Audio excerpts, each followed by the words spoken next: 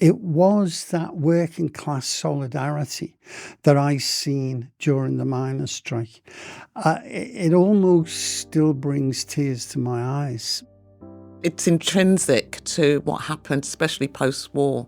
I know many of the former colonies that became independent did that out of union movements. They did it over 5 separate acts of parliament, tightening the screws even more on trade union ability to defend the working class. Summer 1984 witnessed one of the most violent episodes in British industrial relations. Picture a June morning at the Orgeave Coke plant in South Yorkshire. 5,000 striking miners gathered to picket. They're met by 6,000 battle-ready police. It's going to be a long day for the miners. The miners have a special place in the heart of ordinary working people. And once they were defeated, it was really, really bleak. And workers just didn't feel that they could go on strike. As police and picketers clashed at Orgeave, another strike at a Dublin department store was still in its infancy. The Duns strike would lead to Ireland banning apartheid imports. But in England, it was overshadowed by the miners' strike. That dispute was one chapter in a bruising decade for British trade unions. What did I know about it back in 1984? Well, you have to remember that, of course, the Duns strike took place in July 1984, and there was already the Great Miners' Strike in play a few months earlier, which occupied most activists' minds. And I knew about the Duns strike then, although it was undoubtedly overshadowed by the miners' strike. I'm not sure that the British labour movement gave the Duns strike the kind of full support it should have. Maybe that was understandable. I'm not being overly critical, because the Duns strike was a heroic strike. Those women and one man who came out on strike were individuals who weren't particularly politicised, unlike, you might say, many miners who have a tradition of knowing what the establishment is all about. And it was an incredible dispute by these ordinary people. They are genuinely heroes in my mind. What did it have an impact on? Well, my union, the Transport and General Workers Union, I was a full-time official at that time, also operates within Southern Ireland. I was aware what was going on. I was aware of the kind of support. But my colleagues, my comrades over in the Republic say it had an incredible impact, and it had a lasting image of people being prepared to stand up and tell truth to power. So, unbelievable. John, Len has just touched on the miners' strike being almost like the decisive and focused thing that is happening, especially in the mid-80s. What's your recollection of what's happening at that time? Of course, the Duns strikers lasted a lot longer than the miners' strike, and I didn't realise they had such a worldwide audience. The fact that one of them addressed the General Assembly of the United Nations in New York, I was just amazed. These are ordinary, if I may use that word, shop workers, extraordinary shop workers, and to hold out on strike for, 2 years and 9 months? I mean, absolutely staggering achievement. I did become aware of the strike after the miners' strike had finished, because my wife's Irish, so we're frequent visitors to Ireland, and Len's right. I mean, it captured the Irish labour movement very much. But the 80s, of course, was a very significant period for British trade unionism. The real marker, of course, was the coming to power of Margaret Thatcher in 1979, and with it, the supremacy of the doctrine of neoliberalism, which, so far as trade unions are concerned, is an extreme form of capitalism that believes that trade unions have got no function other than offering cheap mortgages or insurance or cheap holidays. Any attempt by trade unionists or trade unions to get to combine together to achieve collective bargaining, or still more if they exercise the right to strike in furtherance of collective bargaining, is regarded by the neoliberals as a distortion of the labour market. And that's why Thatcher and her cronies decided to try and smash the trade union movement. And they organised set pieces in order to do that. There was a strike which preceded the miners' strike. Eddie Shah and what was the name of that newspaper, Len? Messenger. Yeah, the Stockport Messenger, which was a forerunner of the miners' strike. And then the miners' strike itself, which we all know now from the disclosed documents, had been years in preparation. Unfortunately, notwithstanding the heroism of the miners who stood out for an entire year from March 84 to March 85, the miners' strike did not succeed. And the consequences for the labour movement have been absolutely catastrophic, because it meant that capitalism was supreme and that the trade unions didn't have the power to resist the onslaught on living standards, which we're only seeing today.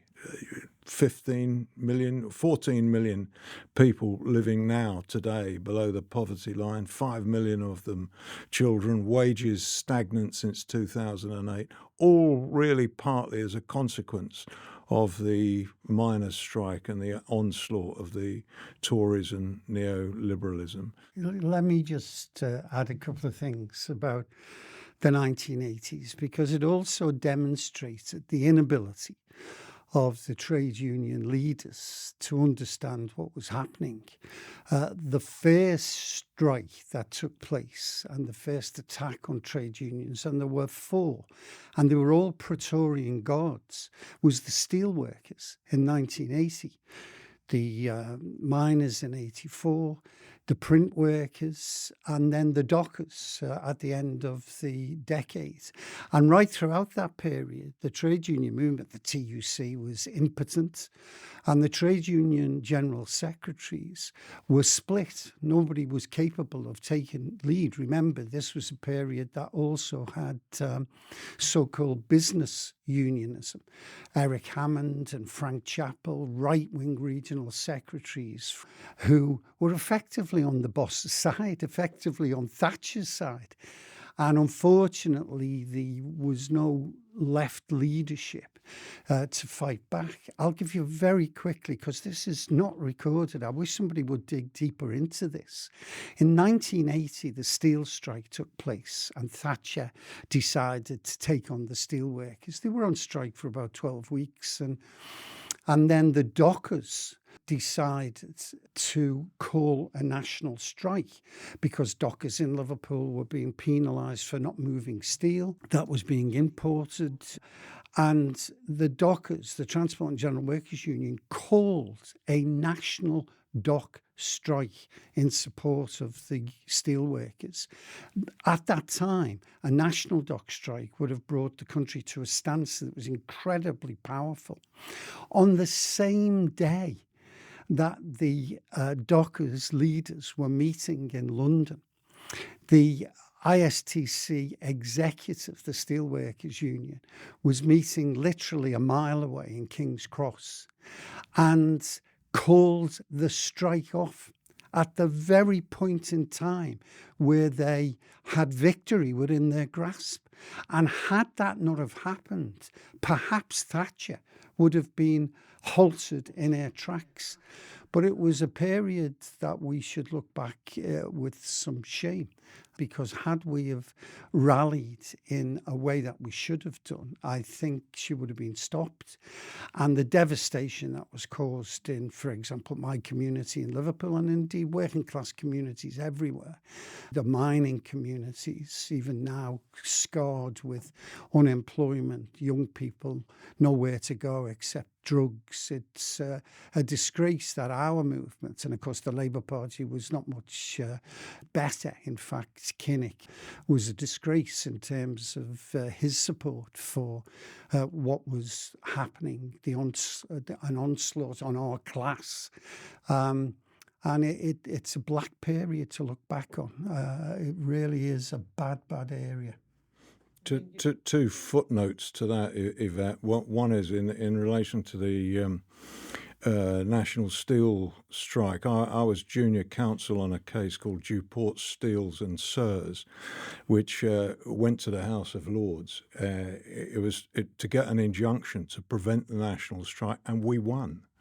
So the steel workers had the advantage of having a lawful strike, unlike many other strikes which have been declared unlawful, and yet they still did what Lenny has said.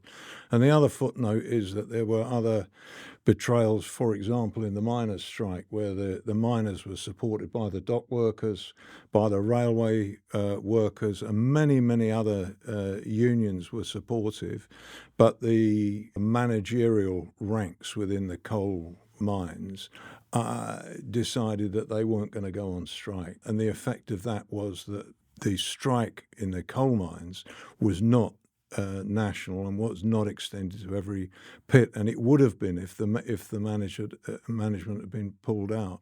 And of course, they suffered the same as the rest of the mining communities after the defeat of the miners' strike, and the consequences for the mining communities has possibly been even worse than in big cities like Liverpool.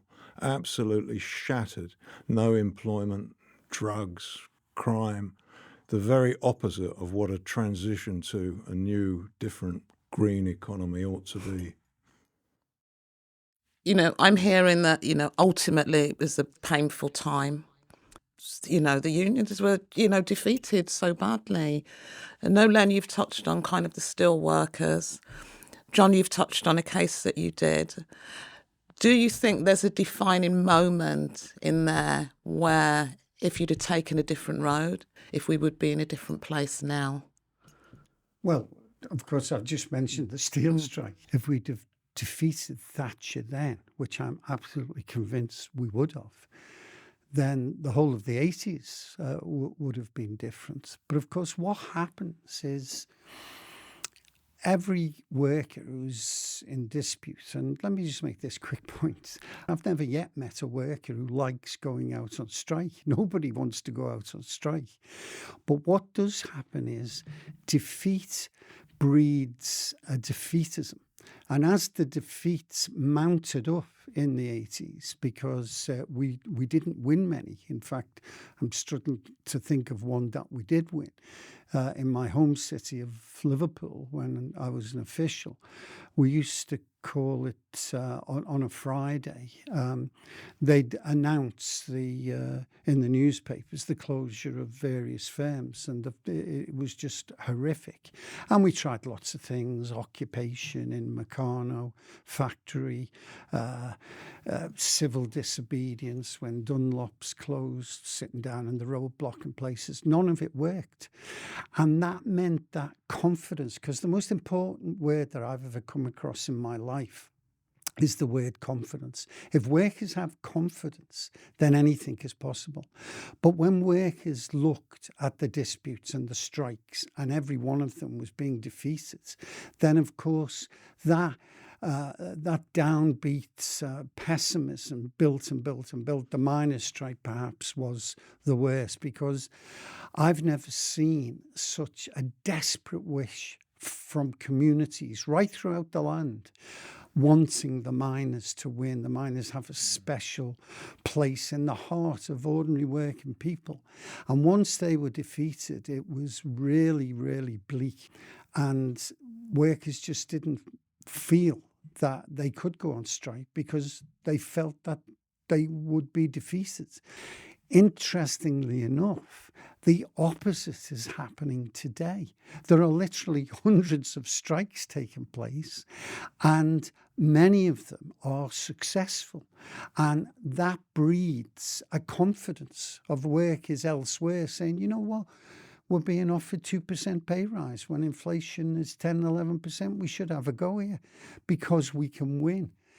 And I think also today we can see membership starting to increase in the unions again, because the membership was the difference between the beginning of the 80s and the end of the 80s in terms of membership was so stark. But I think we can see that membership climbing again. And I think you're right, Len, it is about the confidence of people thinking that they can win, that they're not defeated. I mean, there were some leaderships which were outstanding in their heroism and leadership. I think the leadership of the National Union of Mine Workers during the 1 year of strike was really above and beyond. I mean, of course, mistakes were made. I mean, that's inevitable if you conduct a battle on that scale and for that length of time. But we have to pay respect to what the leadership of the NUM were doing, and backed by their membership. That was the key thing. The members were with the leaders, and the leaders were with the members. But that's in stark contrast, as Len says, to the attitude of the Labour Party, which was to give no support at all to the miners. Quite the opposite. Absolutely, yeah, exactly. I mean, Scargill was accused of telling lies when everything he said came true. He came out with a declaration that they were going to close all the pits as opposed to just a few pits that they were talking about. And he was proved 100% correct. And remember, this goes back to 1972 and 1974. The one thing the establishment and the bosses are very clever at is learning from history. We don't learn enough. 1972, 1974, the government, the Conservative government, was defeated by the mine workers, led to a general election which they lost. And they never, ever forgot that. And they worked out a plan as early as 1976, 1977, as to if they ever got back into power, they would seek retribution. That's exactly what they did with the miners. I'm going to move on to something a little lighter, but still really relevant. So, and it comes back to the Dun strike. So, you know, in the trade union protests and strikes that are going on, there are other kind of protests and strikes going on in terms of, you know, the anti-apartheid movement, as we see with Dunstall. There's the Troubles in Northern Ireland that are really kind of huge at that time. And there's also other cultural things that come up behind it, like Rock Against Racism. You get bands coming up like the Flying Pickets, do you know what I mean? UB40, talking about kind of where people are at. Why do you think the trade union movement connected with those other protests? Well, certainly the more radical and progressive trade unions did. I'm fortunate to have been a member and a full-time official in the Transport and General Workers Union, which is now, of course, Unite the Union. And it's always been a very progressive union under the various leaderships of one of my heroes, Jack Jones, and Ron Todd. And we developed from there a culture that meant trade unions weren't just about winning paying conditions in the workplace and nothing else, because that's our primary purpose for existence. But it was also about our members living communities, and therefore things that were going on. Lots of the more radical unions were happy to play a role in that. And I worked on the docks, and therefore the struggles around the world, the anti-apartheid movement was very close to my heart. The Chile Solidarity Campaign, the attacks on Cuba, all of these became issues that workers bought into because of the common theme of fighting injustice. I think the other side of that coin is that trade unions have always had, British trade unions in particular, have always had an international dimension. I mean, partly it's the product of being the centre of the British Empire, but partly it's to do with the influence of Marxism growing in the 19th century amongst trade unions and working people, working men in particular, but women also. And so the trade unions have always had this major international dimension. If you look at Australian dock workers' unions, who formed them but Irish and British dockers going to Australia in order to do so. And that was the same in the Caribbean and in Canada and Ireland, of course, has always had very close links with Britain, and in South Africa. And many unions have got particular links with South Africa. So I represented the National Union of Mine Workers and most of the area unions as well during the miners' strike. And we always had a very close relationship with the South African mine workers. And of course, the miners' strike had a particular international dimension in that they needed lots of money because they were out permanently for a year, no strike pay, assets of the union sequestered, and workers all over the world were supportive and sent money. I remember having a legal consultation in my chambers in London. One of the general secretaries of one of the area unions came in carrying a suitcase, and I said to him, "Billy, you staying the night?" He said, "No." He said, "Have a look at this." And he opened the suitcase, and it was just full of French and German money. It was so those links were formed quite deeply, I think, and it was the same with in the dock strike. Links all over the world. Yeah, I mean, obviously I worked on the docks, so of course often you would get ships coming in from all over the world with the seafarers being able to tell you what was happening back in their hometowns. That became very involved in the Chilean Solidarity campaign when the democratically elected government was overthrown by the American CIA coup, because I spoke to the Chilean seamen who used to explain what was going on. And so those links, as John has said, are deeply rooted in many areas. I think that's it's intrinsic to what happened, especially post-war. I know many of the former colonies that became independent did that out of union movements, whether on their islands or their countries, to get to where they are today. And I think that's one of the legacies that the trade union movement left.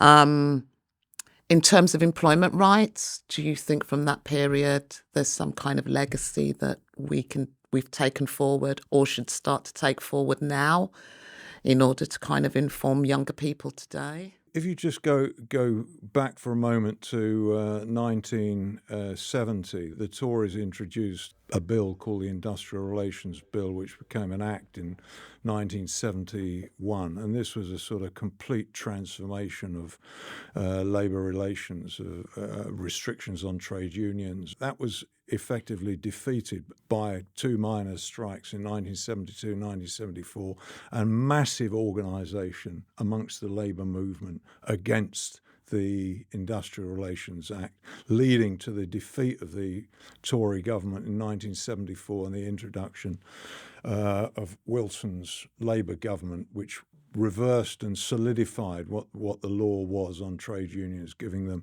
effective freedom to take industrial action and support collective bargaining and so on. And as Len said earlier, when the Tories came to power in 1979, they learnt their lessons, not just the lessons that have already been discussed, but also the lesson that it was a tactical mistake to make all the legal changes in one act. So they didn't. They did it over 5 separate acts of Parliament, tightening the screws even more on trade union ability to defend the working class. And that really is the history of the 1980s, just getting more and more restrictions on trade unions. It's true that there were employment rights which we hadn't had before 1970, like the right not to be unfairly dismissed and so on. But I don't consider those individual employment rights significant in comparison to having the ability of a trade union to defend the worker at the workplace. That's the most important protection a worker can have. It's the most important chance of improving working conditions and the condition of working life. And unfortunately, it has to be said that in the years since, there's been no retreat from that, even during 13 years of a Labour government. The restrictions on trade unions have not been modified. It's true they introduced a recognition procedure which allows trade unions to claim collective bargaining against employers who refuse to do so. But if you look at the statistics, the decline in the coverage of collective bargaining, that's to say the proportion of workers who have the benefit of having their terms and conditions negotiated by a trade union on their behalf, declined in a steady state, and there was really not even a hiccup when the recognition procedure was introduced. And in 1976, prior to the Tory government, 86% of workers had the benefit of terms and conditions negotiated by a trade union on their behalf, whether or not they were a member. Now it's down to about 23%, which means that 3/4 of our workforce are at the mercy of employers. It's a question of take it or leave it. The legacy that you talk about is very real, because Thatcher was completely successful. And she was successful because the trade union movement were incapable of fighting back. John mentioned a very good point about the Industrial Relations Act in 1970-71, and it was defeated by worker power. And there was leadership. People came together, and the Tories just were incapable of stopping it. And that people power was something that was completely missing during the 80s. John's statistics that he meant, here's another one. Back in 1970, mid-70s, the proportion of GDP, or gross domestic product, the wealth created by ordinary people, 65% of it went into the back pockets of workers in salaries and wages. Today, that is down to 50%. Now, that 15% drop is dramatic. The wealth hasn't disappeared. It's still made, and it goes to the 1%, the bosses, the multinationals. And of course, the inequality, John mentioned about 7-8 years longer, about stagnant wages.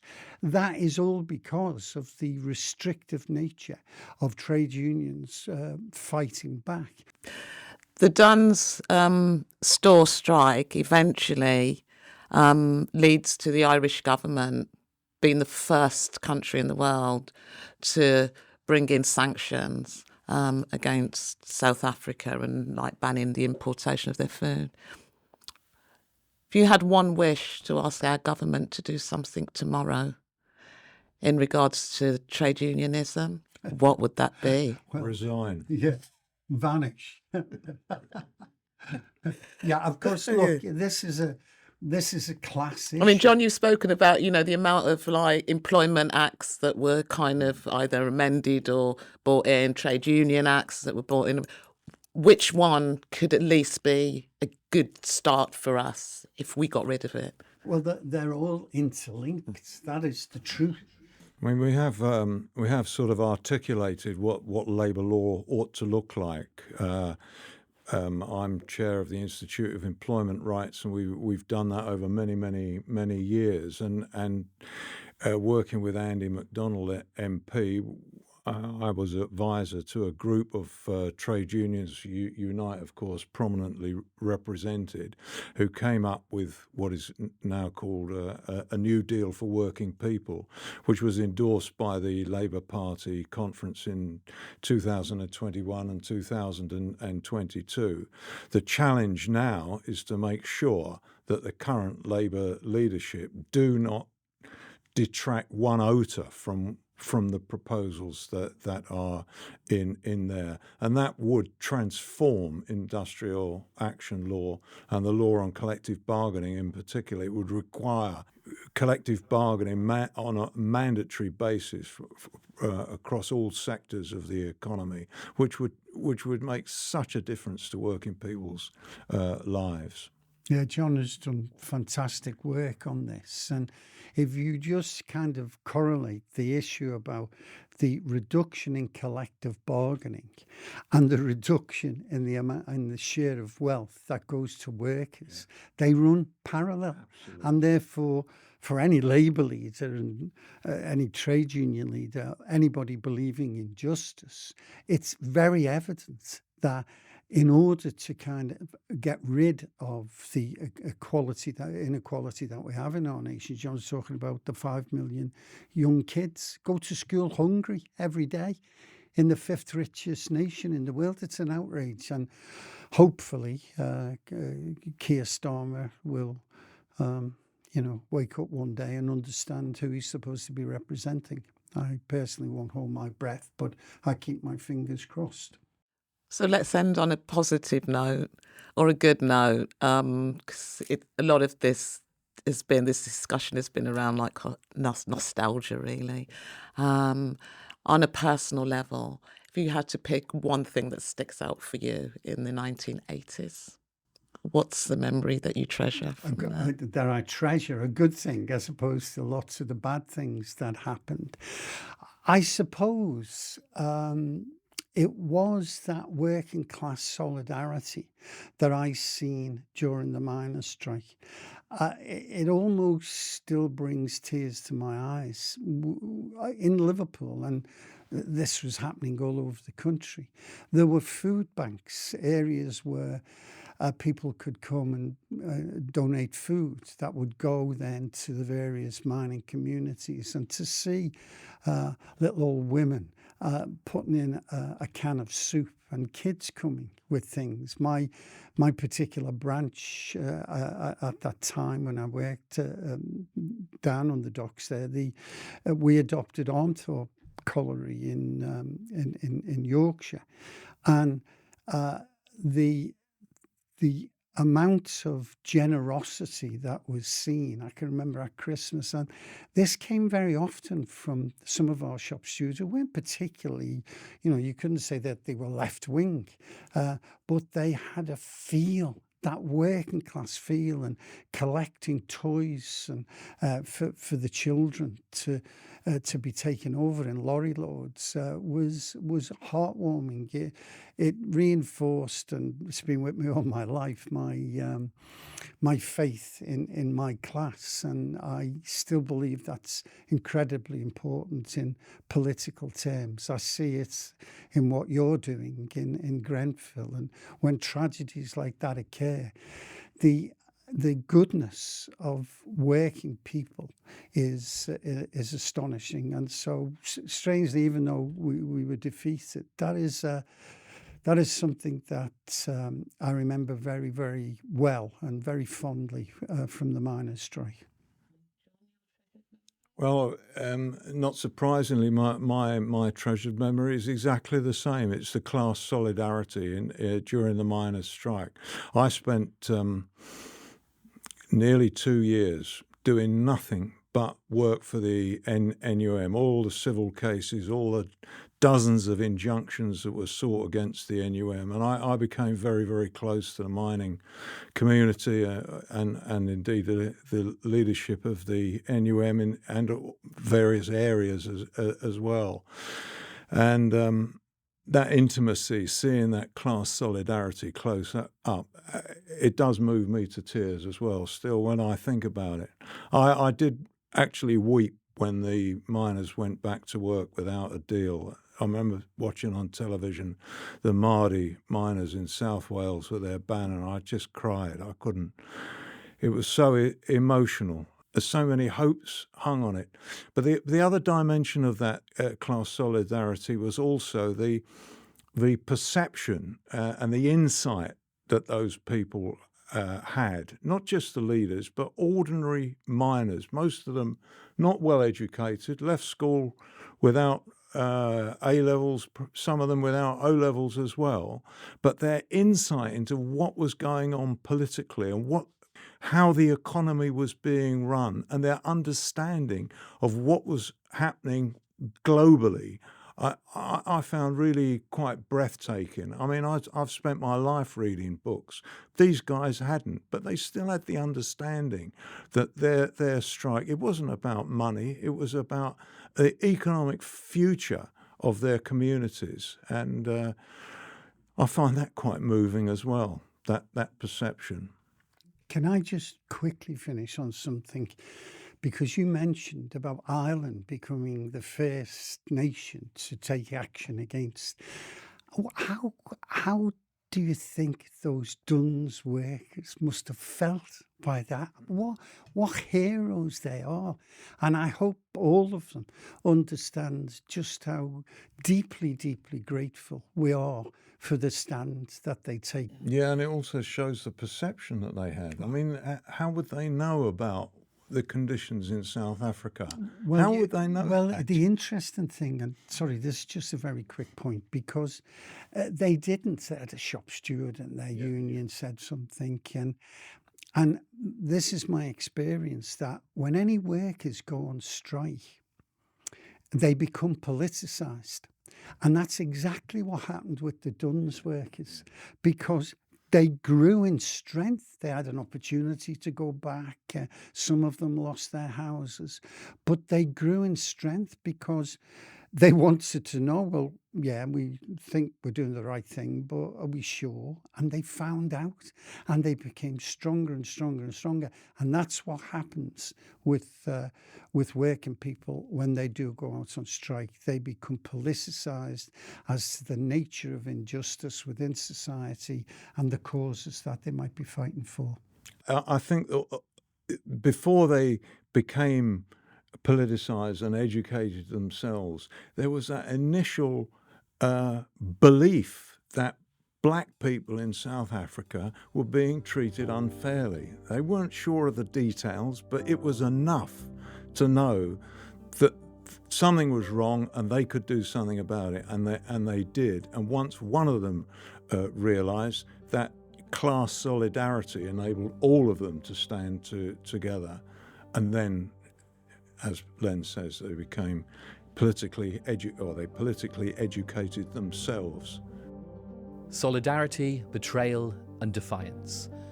Thanks to Yvette Williams, Len McCluskey and Lord John Hendy KC for sharing their insight into a crucial episode in British politics. Next up, in Activism in the 80s, how veteran anti-apartheid campaigners shamed big business. Exactly what we did with the Shell AGMs, and that was one of the highlights of my life, actually, to go to those AGMs, eat the canapes and drink the champagne at the beginning, and then disrupt the whole meeting by asking questions, then standing up and chanting. And it was just sweetened by the fact of having eaten the canapes and drank the champagne, and all these people that had come from all over the country for this AGM. And we did that every year for quite a while. Thanks for watching. See you in the next episode.